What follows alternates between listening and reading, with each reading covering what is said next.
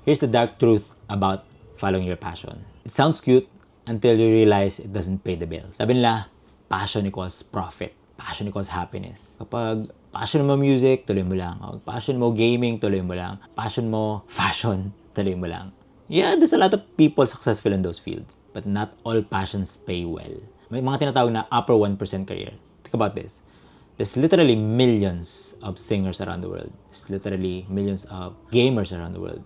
Pero all of these careers, mabibilang mo lang yung mga talagang sikat at kumikita sa mga field na ito.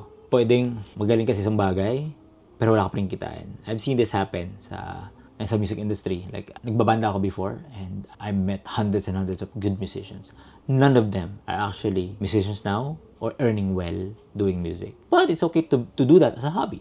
It's okay. Like, I do that as a hobby. I don't do that as a profession. It's my passion, but it's not my profession. I'm good with something else, computers, softwares, but music isn't my job. Balance natin yung purpose, practicality, no? Hindi porke yun yung love mo gawin. Gusto mo basketball lang the whole day, gusto mo lang video games the whole day, gusto mo lang mag-social media the whole day, yun yung passion mo, so what? Ibig sabihin pagkakita mo na siya. I learned that the hard way. Kasi gusto mo maging professional gamer, pero when I met a lot of people na sobrang mas magaling sa akin, like, I had to find my own lane. Fortunately for me, I found na I'm good at building softwares for companies, doing digital marketing. So, yeah, I found my lane. You know, if you ask me, I still wanted to be a musician or a professional Dota player. Pero I'm practical and, you know, I'm trying to provide for my family. Masaya pa rin naman ako sa ginagawa ko. So, all is good. So, maybe we can redefine passion. Passion should be what excites you, but actually what sustains you. Because fall in love with the progress. You're getting better at it, not just with interest. You can build a plan with it, not a fantasy. The message is follow your purpose, not your passion. Kasi tunay na passion, yung may kinikita ka. I hope that helps. See you in the next one.